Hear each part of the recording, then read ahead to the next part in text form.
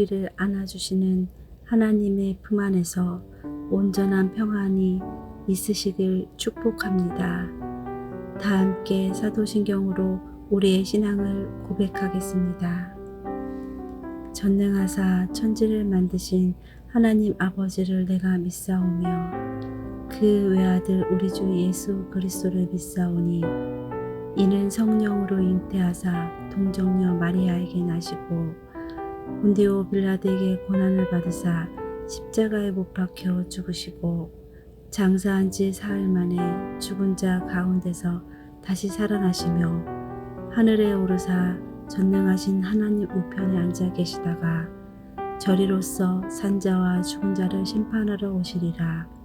성령을 믿사오며 거룩한 공예와 성도가 서로 교통하는 것과 죄를 사하여 주시는 것과 몸이 다시 사는 것과 영원히 사는 것을 믿사옵나이다. 아멘.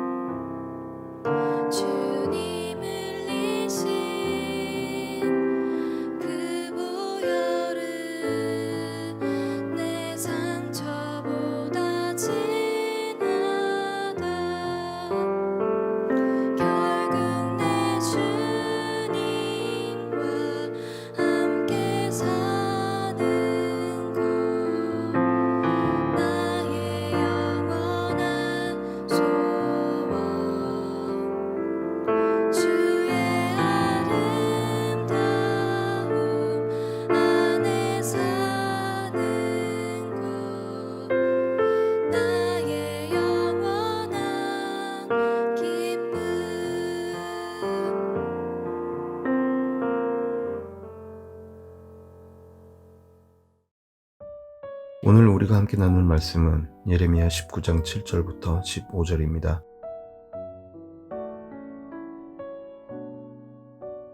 내가 이곳에서 유다와 예루살렘의 계획을 무너뜨려 그들로 그 대적압과 생명을 찾는 자의 손의 칼에 엎드러지게 하고 그 시체를 공중의 새와 땅의 짐승의 밥이 되게 하며 이 성읍으로 놀람과 조롱거리가 되게 하리니 그 모든 재앙으로 말미암아 지나는 자마다 놀라며 조롱할 것이며 그들이 그들의 원수와 그들의 생명을 찾는 자에게 둘러싸여 공경에 빠질 때에 내가 그들이 그들의 아들의 살, 딸의 살을 먹게 하고 또 각기 친구의 살을 먹게 하리라 하셨다 하고 너는 함께 가는 자의 목전에서 그 옹기를 깨뜨리고 그들에게 이르기를 만군의 여호와께서 이와 같이 말씀하시되 사람이 토기장이의 그릇을 한번 깨뜨리면 다시 완전하게 할 수 없나니 이와 같이 내가 이 백성과 이 성읍을 무너뜨리리니 도벳에 매장할 자리가 없을 만큼 매장하리라. 여호와의 말씀이니라. 내가 이곳과 그 가운데 주민에게 이같이 행하여 이 성읍으로 도백 같게 할 것이라. 예루살렘 집들과 유다 왕들의 집들이 그 집 위에서 하늘의 만상에 분향하고 다른 신들에게 전제를 부음으로 더러워졌은즉 도벳 땅처럼 되리라 하셨다 하라 하시니 예레미야가 여호와께서 자기를 보내사 예언하게 하신 도벳에서 돌아와 여호와의 집들에 서서 모든 백성에게 말하되 만군의 여호와 이스라엘의 하나님께서 이와 같이 말씀하시되 보라 내가 이 성읍에 대하여 선언한 모든 재앙을 이 성읍과 그 모든 촌락에 내리리니 이는 그들의 목을 곧게 하여 내 말을 듣지 아니함이라 하시니라. 아멘. 반갑습니다. 오늘 예레미야 19장 7절부터 15절을 중심으로 굴복이라는 주제의 말씀을 함께 나누겠습니다. 어제 본문에서 하나님께서는 흰놈의 아들 골짜기에서 자기들이 잘 먹고 잘 살기 위해서 자식들까지 바알에게 제물로 바치는 사람들이 있다. 너 한번 가봐라. 그러면서 그들에게 대한 무서운 징벌을 말씀을 하셨습니다. 그리고 그것에 이어서 오늘 본문의 말씀을 주시는 건데, 오늘 본문에서는 너희의 계획을 무너뜨리겠다 이렇게 말씀을 하십니다. 7절인데요. 내가 이곳에서 유다와 예루살렘의 계획을 무너뜨려 그들로 그 대적 앞과 생명을 찾는 자의 손에 칼에 엎드러지게 하고 그 시체를 공중의 새와 땅의 짐승의 밥이 되게 하며, 대적의 칼에 엎드러지게 되는 것은 그들의 계획과는 다른 겁니다. 그들의 계획은 뭡니까? 적군에게 지지 않는 겁니다.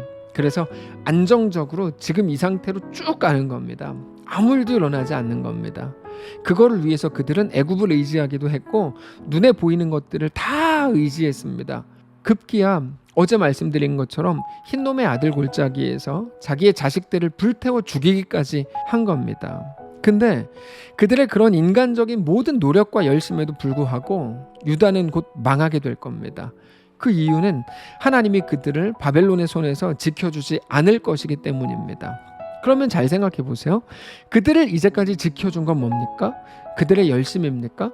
유다가 최선을 다해서 국방력을 키우고 경제력을 키우고 애굽에 조공이라도 바치고 그런 식으로 노력을 했기 때문입니까? 바알을 섬겼기 때문입니까? 흰놈 골짜기에서 자기 아들까지 다 불태워 죽였기 때문입니까? 그럴 수 없습니다. 이제까지 그들을 살게 한 거는 그런 것들이 아니라 하나님의 붙드심이었던 거죠. 근데 그들은 자기들의 노력, 자기들의 열심, 자기들의 최선이 자신의 삶을 만들었다고 생각하고 있더라는 거예요. 그래서 하나님께서 이렇게 말씀하시는 거죠. 너희가 진짜 그렇게 생각하는구나. 야, 내가 너희를 그러나 잠시라도 지켜주지 않으면 너희가 어떻게 되는지 금방 알게 될 거야. 이렇게 말씀하고 계시는 것이 예레미야입니다. 그렇게 되면 곧바로 너무나 무서운 일들이 일어나게 되겠죠. 8절인데요. 이 성읍으로 놀람과 조롱거리가 되게 하리니 그 모든 재앙으로 말미암아 지나는 자마다 놀라며 조롱할 것이며 그들이 그들의 원수와 그들의 생명을 찾는 자에게 둘러싸여 곤경에 빠질 때 내가 그들이 그들의 아들의 살, 딸의 살을 먹게 하고 또 각기 친구의 살을 먹게 하리라 하셨다. 근데 이거는 단지 협박이라거나 너무나 잔인한 그런 식의 표현, 자극적으로 표현을 하시는 게 아닙니다. 곧 이런 일들은 실제로 현실에서 나타나게 될 일들입니다. 당장 유다의 마지막 왕이었던 시드기야는 자기 두 눈 앞에서 두 아들이 죽임을 당하게 되고 자기 또한 두 눈이 뽑혀서 바벨론으로 끌려가서 죽임을 당하게 되거든요. 굉장히 비참한 역사가 막 펼쳐질 겁니다. 하나님께서 그거를 쭉 말씀을 하신 후에 예레미야에게 또다시 말씀을 주시는데요. 야, 너 그 항아리를 깨뜨려라. 그리고 이렇게 말해라. 항아리가 깨지면 누구도 다시 붙여서 예전처럼 만들 수 없는 것처럼 너희가 멸망당한 이후에 누구도 너희를 도와서 다시 예전처럼 정상적인 나라로 돌아갈 수 없게 될 것이다. 이렇게 말해라. 이렇게 말씀을 주세요. 10절입니다. 너는 함께 가는 자의 목전에서 그 옹기를 깨뜨리고 그들에게 이르기를 만군의 여호와께서 이와 같이 말씀하시되 사람이 토기장이의 그릇을 한 번 깨뜨리면 다시 완전하게 할 수 없나니 이와 같이 내가 이 백성과 이 성읍을 무너뜨리리니 도벳에 매장할 자리가 없을 만큼 매장하리라. 그러면서 12절에 이렇게 말씀을 하십니다. 여호와의 말씀이니라. 내가 이곳과 그 가운데 주민에게 이같이 행하여 이 성읍으로 도벳 같게 할 것이라. 예루살렘 집들과 유다 왕들의 집들이 그 집 위에서 하늘의 만상에 분향하고 다른 신들에게 전제를 부음으로 더러워졌은즉 도벳 땅처럼 되리라 하셨다 하라 하시니, 여기 보면 도벳 땅처럼 되리라 말씀하시는데요. 도벳은 흰놈 골짜기입니다. 거기에서 자기 자식을 다 죽였죠. 자기 잘됨을 위해서. 그 자리가 도벳이거든요. 그러니까 예루살렘이 곧 그렇게 될 거다. 다 죽어나갈 거다. 이런 말입니다. 너무나 무서운 말이죠. 그래서 하나님의 말씀을 받고 나서 예레미야가 백성들에게 있는 그대로 전합니다. 14절, 15절. 예레미야가 여호와께서 자기를 보내사 예언하게 하신 도벳에서 돌아와 여호와의 집들에 서서 모든 백성에게 말하되 만군의 여호와 이스라엘의 하나님께서 이와 같이 말씀하시되 보라 내가 이 성읍에 대하여 선언한 모든 재앙을 이 성읍과 그 모든 촌락에 내리리니 이는 그들의 목을 곧게 하여 내 말을 듣지 아니함이니라 하시니라. 자, 근데 중요한 거는 15절 마지막 부분에 나오는 겁니다. 이는 그들의 목을 곧게 하여 내 말을 듣지 아니함이기 때문이라. 이 부분입니다. 여러분, 하나님께서 그들을 그렇게 징벌하실 수밖에 없었던 이유가 바로 여기 있다는 거예요. 그들이 목을 곧게 했다. 내 말을 듣지 않았다. 내일도 나누려고 하는 내용인데 하나님께서 절대로 그냥 넘어갈 수 없는 진노의 지점이 있습니다. 그게 어떤 부분이냐면 바로 완악함입니다. 완악함은 딱딱함이라는 의미입니다. 마음이 딱딱해졌다는 겁니다. 완악함에 대한 또 다른 표현이 오늘 아까 나온 것처럼 목을 곧게 했다는 그런 표현입니다. 목이 곧은 백성은 하나님의 말씀을 듣지 않습니다. 자, 그러면 왜 목이 곧을까요? 그거는 전해지는 하나님의 말씀이 자기의 마음에 들지 않기 때문입니다. 자기 생각과 다르기 때문이죠. 대표적으로 신약에서 예수님께서 말씀을 전하실 때 바리새인들이 듣지 않았죠. 귀로는 다 들었습니다. 근데 마음으로 받지 않았죠. 그게 완악함입니다. 왜 그렇게 했을까요? 자기들이 신봉하는 율법을 예수님은 마치 별거 아닌 것처럼 대하셨기 때문입니다. 근데 사실 예수님은 한 번도 율법을 그냥 아무것도 아닌 것처럼 대하시지 않았습니다. 율법을 폐하러 오셨거나 무시하러 오신 분이 아닙니다. 예수님은 오히려 율법을 완성하러 오셨다고 말씀을 하시죠. 지난 주일에도 말씀을 드렸지만 율법은 어떤 행위가 중요한 게 아니라 정신이 중요하다고 말씀을 드렸습니다. 그래서 율법을 대할 때 해야 되는 것과 하지 말아야 되는 것, 하라고 하신 것과 하지 말라고 하신 것으로 구분하면 안 됩니다. 하나님이 어떤 의도로 그 율법을 주셨는지를 꼭 생각해야 합니다. 예를 들어서 안식일에 대해서 나누었죠. 안식일이라 그러면 안식일에 뭐를 해야 되냐, 뭐를 하지 말아야 되냐, 이렇게 말하는 거는 사람이 안식일을 위하여 있는 것처럼 생각을 하는 건데 예수님의 말씀대로는 그렇지 않다. 사람이 안식일을 위해 있는 게 아니라 오히려 안식일이 사람을 위해 있다. 이렇게 말씀을 하시죠. 안식일은 멈춤인데 그때 생각하라는 거예요. 내가 내 열심과 내 능력이 나를 먹이고 입히는 게 아니라 하나님이 계시구나. 하나님이 함께 하시는 거구나. 그거 생각하라는 거죠. 그래서 나를 위한 일, 나를 위한 쉼을 멈추고 그건 예수 없는 세상 사람들이 하는 일이니까 그렇게 하지 말고 일요일을 주일로 만들라고 말씀드렸습니다. 주일은 주의 날이죠.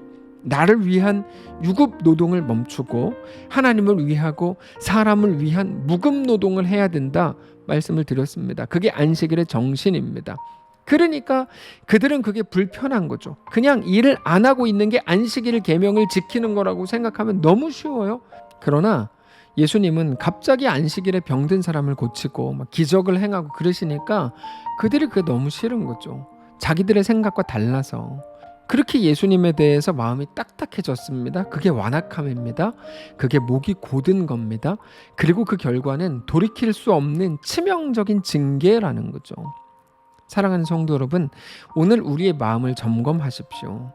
우리는 어딘가에서 들어서 가지게 된 어떤 성경적인 지식이 우리 기준이 될 때가 참 많습니다. 또는 이 세상을 살아가는 동안에 우리 속에 쌓여진 이거는 이렇게 해야 되는 거야.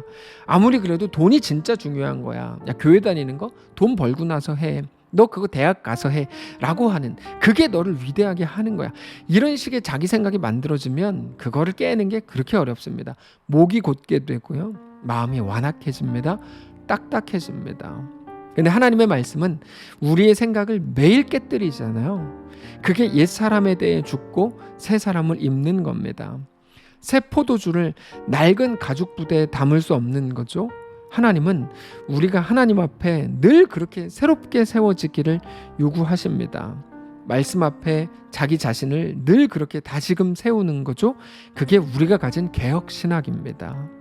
성도 여러분, 오늘 우리 삶을 돌아보시고 그렇게 하나님이 전부이신, 하나님이 주인이신, 하나님의 이끄심을 따르는 오늘 우리의 삶이시기를 바랍니다. 결국에 우리는 하나님 앞에서 늘 순종, 충성이 전부여야 하는 것입니다. 우리 자신을 주장하는 게 아니라 오직 하나님이 나의 주인입니다. 정직히 고백하면서 우리의 오늘의 삶을 하나님 앞에 온전히 내어드리는 귀한 오늘 되시기를 축복합니다. 기도합시다. 하나님, 오늘 나도 모르게 굳어져 버린 우리의 생각과 우리 기준이 있다면 말씀 앞에 다시 깨지게 되기를 원합니다. 목이 곧은 채로 있지 않게 하시고 완악하지 않게 하시고 부드럽고 어떻게든지 하나님이 일하실 수 있고 역사하실 수 있는 하나님의 귀한 모든 성도들로 새로워질 수 있도록 역사해 주옵소서. 내일 주일 우리의 삶에 그런 날 되기를 원합니다. 하나님이 우리의 왕이요 주인인 것을 다시금 깨닫는 귀한 우리의 날 주일 되도록 축복하시옵소서. 감사드리며 살아계신 예수님의 이름으로 기도합니다. 아멘. 사랑하는 성도 여러분, 하나님께서 오늘 하루를 우리에게 허락하셨습니다. 오늘 말씀을 붙들고 내 삶에 딱딱하게 굳어진 부분들이 다 제거되고 오직 하나님 말씀 앞에 새롭게 되고 부드럽게 되어 주님께 이끌리는 귀한 우리의 삶이시기를 바랍니다.